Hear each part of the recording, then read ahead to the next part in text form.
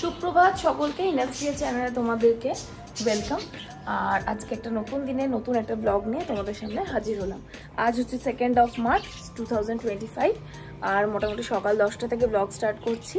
আজকে একটা বিশেষ কাজে বেরোনোর আছে। বিশেষ কাজ মানে কয়েকদিন ধরে কাজটা চলছে, কিন্তু আবার আজকে বেরোবো, সেই পার্টিকুলার কাজটা নেই। তার আগে একটু শ্যুট করে নেবো, কারণ কালকে আমি শ্যুট করতে পারিনি, উইদাউট এনি রিজনই শ্যুট করতে পারিনি। পরশু দিন রাতে ঠিকঠাক ঘুম হয়নি, তো কালকে ভেবেছিলাম শ্যুট করে নেবো, কিন্তু যেহেতু ঘুম হয়নি, শরীর ভীষণ ল্যাব লাগছে, সেই জন্য শ্যুট করে উঠতে পারিনি। তো যাই হোক, চলো আজকে দিনটা স্টার্ট করা যাক। আর আজকে রান্নায় ঠিক কী কী হবে সেটা তোমাদের একটু পরে সব ঠিক করে দেখাচ্ছি বা জানাচ্ছি।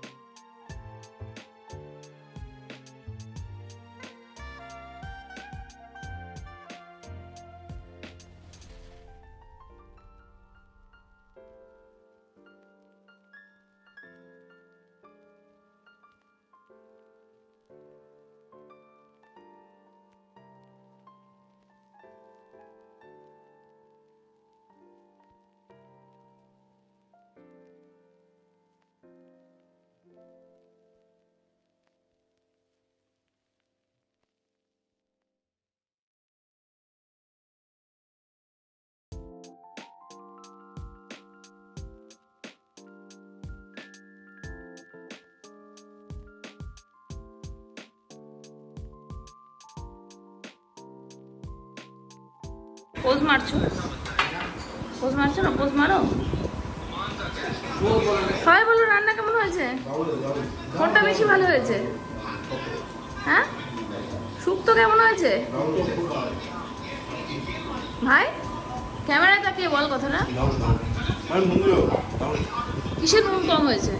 মাংসতে? কিছু বলার নেই, শুধু তো মাংসতে নুন কম হয়েছে।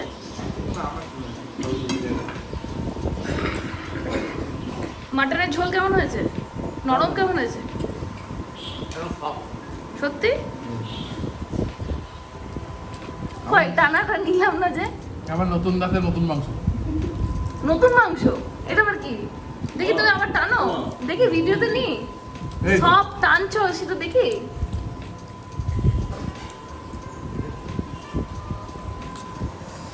গরম। ঠিক আছে, তোমার ওপর টর্চার করবো না, ছেড়ে দাও, খাও তোমরা। খাওয়া দাওয়া পর্ব সবার মিটেছে। আমি জাস্ট দুটো ব্রেড আর একটু চিকেনের ঝোল, মাটনের ঝোল দিয়ে ব্রেডটা খেলাম, কারণ ভীষণ লোভ হচ্ছিলো। তো দিনের বেলা আসতে আর বেশি কিছু খাইনি, একবার রাতে ডিনার করব শুক্তো, মাটন আর ভাত দিয়ে। তো এখন আপাতত বেরোচ্ছি। তোমাদের যেটা বলছিলাম, আমি জানি না ব্লগে তোমাদের কতটা কি দেখিয়েছে বা কিছু, আমাদের একটা ভাই কার কিনবে, তা তার কার কেনার ব্যাপারটা কিছুদিন বন্ধ ছিল, আমরা এদিকে ব্যস্ত ছিলাম তাই। তো আজকে আবার যাচ্ছি সবাই মিলে দেখতে বা একটা ফাইনালাইজ করতে। একটা কার ফাইনাল অলরেডি করা হয়েছে, বাট সেটা নেবো কিনা সেটাই ফাইনালাইজ করতে চললাম। যদি হয়তো আজকে ওই অ্যাডভান্স পেমেন্টটা করে দিয়ে আসা হবে।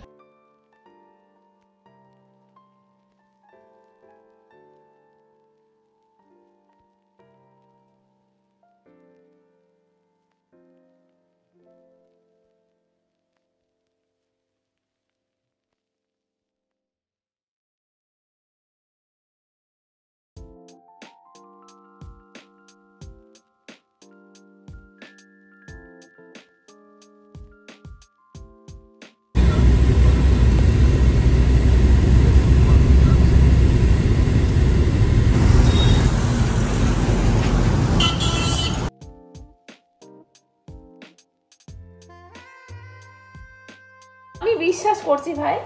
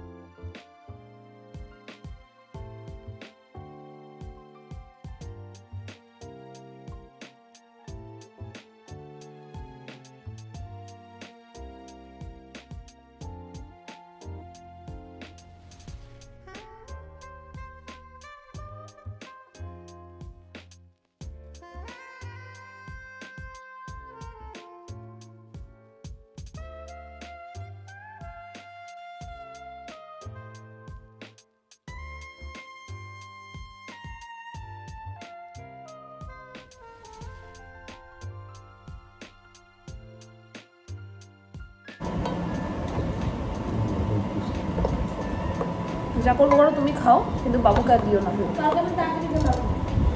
রোজই তাড়াতাড়ি আসিস। আগের দিনও তো বললি যে রাতে 11:45। আগের দিন আমি ওই দিনটা দিয়ে দিনটা বলেছি। দিন বেশি বললি 11:45 দিন বলি 11:45 11টা ছুটি হবে ওটা। কেন? আর দিনটা পরীক্ষা করব।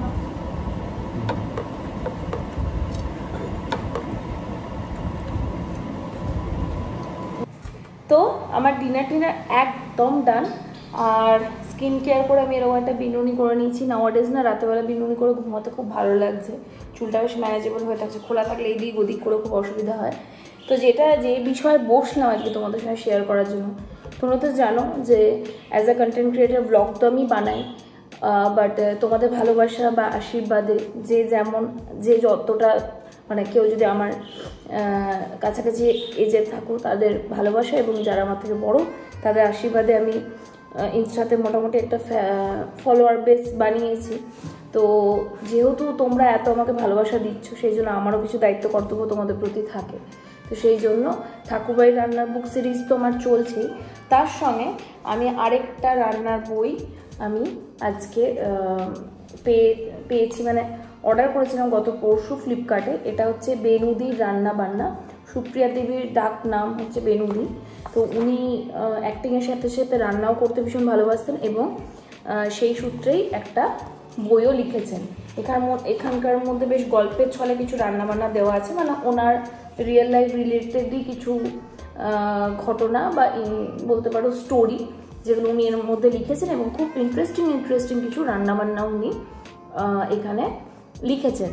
তো সেটারই এক একটা করে রেসিপি ট্রাই করবো। যদিও ঠাকুরবাড়ির রান্নার বুক আমার পুরো শেষ হয়নি, তো ঠাকুরবাড়ির রান্নার বুকের সাথে সাথে এবার আরেকটা বুক আমার অ্যাড করলো, যার মধ্যে অবশ্যই আমি চেষ্টা করব সমস্ত রান্নাবান্না আমার সাগরিকার ডায়েরি চ্যানেলে দেখাতে। যারা রান্নাবান্না করতে ভালোবাসো, রান্নাবান্না খেতে ভালোবাসো, তাদের জন্য এই পার্টটা অফকোর্স।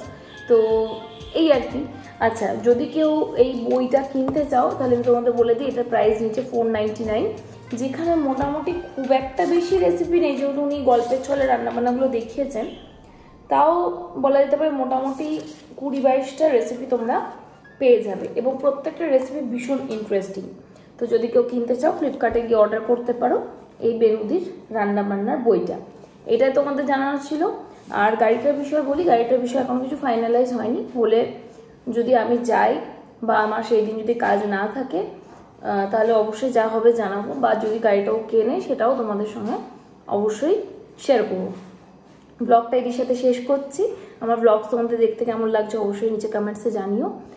আর চলো দেখা হচ্ছে একটা নতুন ব্লগের সাথে। টিল দেন সবাই খুব ভালো থেকো।